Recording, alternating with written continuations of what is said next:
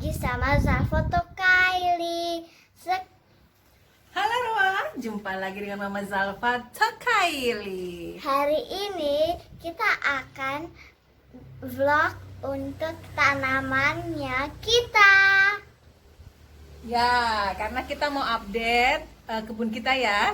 Gimana sudah hasilnya, bagaimana sudah apa yang sudah terjadi selama ini dengan kebun kita. Ada tomat, ada rica, ada Sri Gading, Ayo, mari kita tunjukkan ada pada Sri Roa. Rezeki. Wah, tomat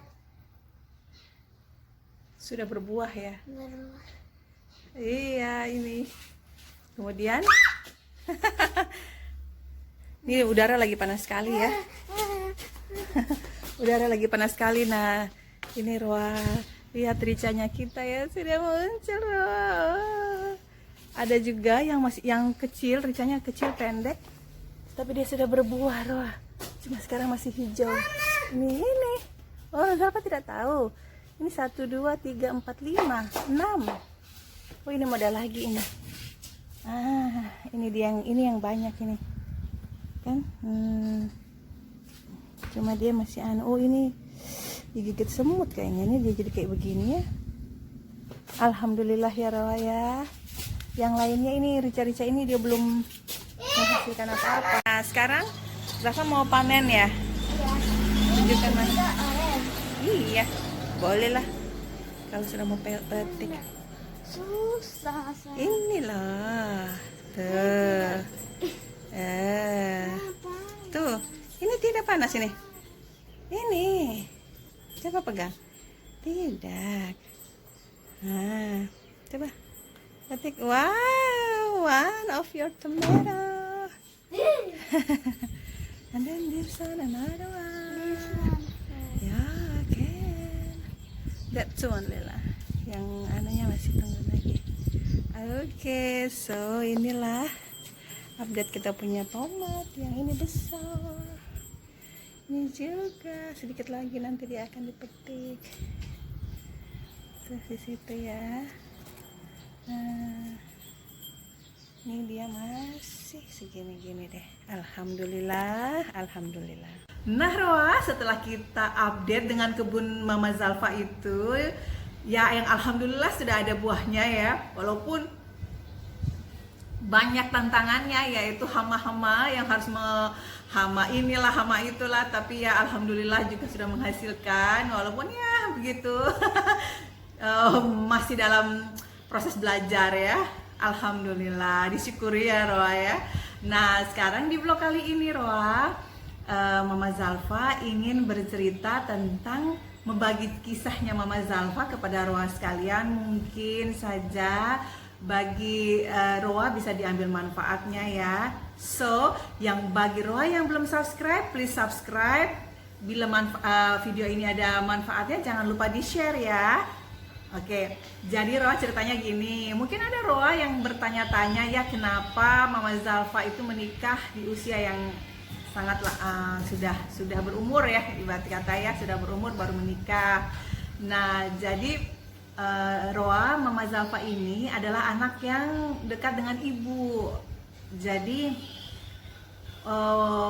waktu itu mamanya Zalfa, ibu Mama Zalfa itu beliau sakit, dia kena stroke ya waktu itu, dan dia harus berbaring, dalam kondisinya berbaring saja. Jadi memang pada saat kondisi seperti itu Mama Zalfa oh tidak, terima kasih. Enggak mau. Kenapa saya? Enggak mau. Oke. Mama bercerita dulu ya. Oh. Udah. Jadi waktu itu Mama Zalfa berpikir ingin selalu berada dekat ibu ya. Jadi tidak terpikir sama sekali untuk belum terpikirlah untuk menikah pada saat itu. Yang ada di benaknya Mama Zalfa hanya bagaimana untuk mengembangkan diri, bekerja supaya bisa membahagiakan orang tua. Itu saja yang ada di benaknya Mama Zalfa waktu itu. Tetapi pada saat ibunya Mama Zalfa itu meninggal, itu terjadi di tahun 2000 2009 ya, 2009. Jadi Mama Zalfa itu terpukul, merasa sedih, dan setelah itu, setelah beliau meninggal, baru Mama Zalfa mulai terpikir untuk mencari pendamping ya. Karena waktu itu Mama Zalfa sudah memiliki rumah sendiri, jadi sudah hidup sendiri, sudah beli rumah sendiri gitu ya, tidak lagi tinggal dengan keluarga besar karena masing-masing sudah menikah. Kakak-kakak, adik saya sudah menikah waktu itu, tinggal yang bungsu yang tinggal dengan bapak, tapi mereka sudah memiliki rumah sendiri karena saya juga sudah memiliki rumah sendiri, jadi saya tinggal sendiri waktu itu. Nah, pada saat itulah baru terpikir, oh oke lah, nampaknya saya harus mencari pendamping hidup supaya nanti ada yang menemani ya. Jadi saat itulah Mama Zalfa kemudian mulai mencari pendamping. Nah, kemudian banyak yang bertanya bagaimana ya prosesnya saya bisa berkenalan dengan papanya Zalfa. Jadi di sini ya saya ingin bercerita sedikit bahwa kami berjumpa itu sebenarnya melalui online ya. Jadi melalui media sosial waktu itu karena dia berada di Singapura dan saya berada di Palu. Kemudian kita kenalan melalui media sosial dan kita menjadi dekat. Terus kemudian bapaknya Zalfa memutuskan untuk datang ke sini, ke Palu, mengunjungi keluarga besar kami di sini. Terus dan yang ininya ya, waktu itu bapaknya Zalfa langsung datang berkunjung mengenal keluarga besar dan sekaligus juga untuk melamar. Wah, bukan ini ya, jadinya kaget sebenarnya ya, wah bagaimana ya, tapi entah mengapa Mama Zalfa merasa kuat untuk menerima pinangannya. Langsung pada saat itu kita pindah tempat dulu ya Roh, karena Zalfa lagi makan di sana. Jadi kita makan di sini saja. Nah, jadi waktu itu pada saat kunjungannya papanya Zalfa ke Palu, terus Mama Zalfa juga langsung merasa kuat ya untuk menerima pinangan tersebut gitu. Dan karena waktu itu Mama Zalfa ingat kakak ipar Mama Zalfa berkata, ini orang jauh-jauh datang ini, jangan main-main saja. Ini kalian harus tangkapi dengan serius begitu. Jadinya Mama Zalfa pun mungkin sudah ini jawaban Allah akan doa-doa saya gitu loh. Jadi saya menerima, kami sekeluarga itu menerima dengan baik ya, niat baik dari Papa Zalfa. Nah, kemudian Roa, Papa Zalfa kembali lagi ke Singapura waktu itu, dan di sini kita mempersiapkan segala-galanya ya.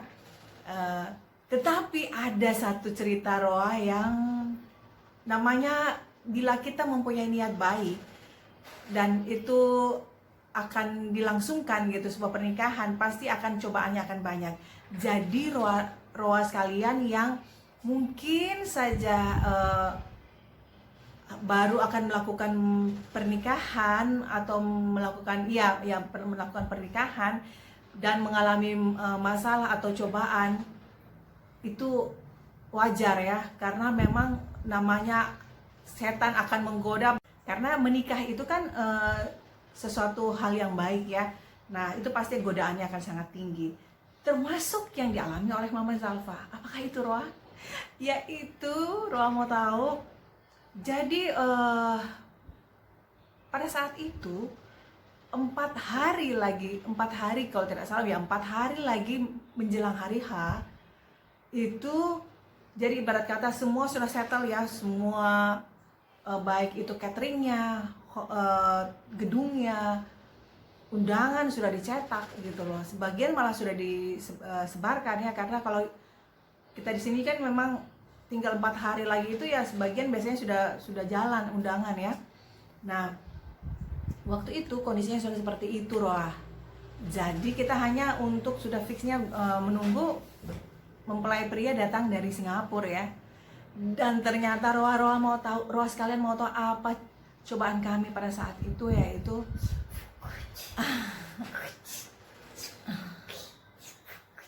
ini hasilnya ya. Tidak ada hasilnya, mama cuma sambung. Iya. Aduh, ya mama cerita dulu sama Roa ini penasaran sudah ini ya. Jadi waktu itu ternyata 4 hari lagi menjelang hari H, Batavia bangkrut. Oh my gosh. Dan papanya Zalfa sudah booking pesawat. Mereka akan naik pesawat Batavia itu. Ketika Mama Zalfa dengar berita itu bahwa Batavia bangkrut, Mama Zalfa langsung hubungi kepada Papa Zalfa di Singapura. Bagaimana ini? Ini sudah tinggal 4 hari lagi. Terus bagaimana? Oh my gosh, Batavia bangkrut. Oh my goodness. Halo Roa, iya betul kami cemas itu lagi 4 hari mau pestanya. Jadi saya, macam mana ini? Saya cuba maskapai ini, maskapai itu tak ada yang dari Singapura ke Jakarta ya. Jadi alhamdulillah saya dapat juga pesawatnya, tapi daripada Batam ya. Awak fikir kami berapa, saya dengan keluarga saya 6 orang ya, dengan saya 7 lah ya. Kami melalui Batam, awal-awal pagi kami naik feri ke Batam ya, dengan bagasi kami yang banyak gitu. Naik feri ke Batam, dari Batam tempat ferinya kami naik taksi ke bandara, tunggu lagi ya. Lepas itu dari Batam ke Jakarta, tunggu lagi ya, transit di Jakarta berapa jam.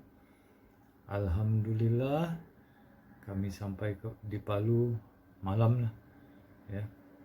Fikir dari awal pagi kami keluar dari Singapura sampai ke Palu dah jam, kalau tak silap saya ya, mungkin jam 12 ya, 11 ke 12 malam. Tapi alhamdulillah ya, ini semua dugaan, dan akhirnya kami sampai dan kami boleh mengenal keluarga besar Mama Zalfa, mengenal keluarga saya, dan itulah ceritanya ya. Ini kenangan manis saya menikah di luar negeri, dan kenangan juga sebelum nikah maskapainya bangkrut ya, bukan bangkrut ya. Jadi itu pengalaman yang manis yang tak akan saya lupakan seumur hidup. Jadi 2 hari sebelum pesta mereka tiba. Alhamdulillah ya Roa, begitu lega sekali. Tapi itulah memang suka dukanya ya. Memang kalau misalnya kita biasanya ya, kalau menurut selama pengalaman Mama Zalfa lah ya, itu kalau misalnya orang mau menikah memang cobaannya macam-macam ya. Jadi Roa yang bila sedang menuju hari H pernikahannya ya, yang kuat, yang sabar, karena cobaan pasti ada. Karena ini adalah akan menjalankan suatu ibadah ya. Jadi pasti godaannya akan sangat kuat. Nah, tapi kita harus tetap berusaha, karena ini adalah niat baik. Terus berusaha, insya Allah pasti akan dimudahkan ya, akan dimudahkan. Dan memang betul waktu itu, pada saat itu memang akhirnya dimudahkan, keluarga mempelai tiba dengan selamat di Palu, dan ya begitulah akhirnya kita melangsungkan pernikahan. Sampai sekarang sudah memiliki Zalfa ya. Nanti Roa, kita akan sambung lagi ya cerita-ceritanya. Tapi bila misalnya Roa memang senang juga dengan cerita-cerita begini, tulis di kolom komentar ya, kira-kira apa lagi yang ingin kalian, Roa ingin tahu, nanti biar Mama Zalfa coba buat ya vlognya. Begitu ya Roa sekalian ya. Jangan lupa like, share, and subscribe. Dan semoga kita semua selalu terlindungi selama masa pandemik ini ya. Mama Zalfa saja sudah ini selama ini sudah jarang keluar. Kalau misalnya perlu saja Mama Zalfa keluar ya. Kalau tidak ya sudah stay at home saja. Walaupun sebenarnya sudah new normal, tapi ya Mama Zalfa masih ini ya, karena masalahnya Zalfa kan juga masih kecil, masih menjaga dia untuk jauhi dari virus-virus. Oke, Roa, tetap semangat dan always stay positive. Bye.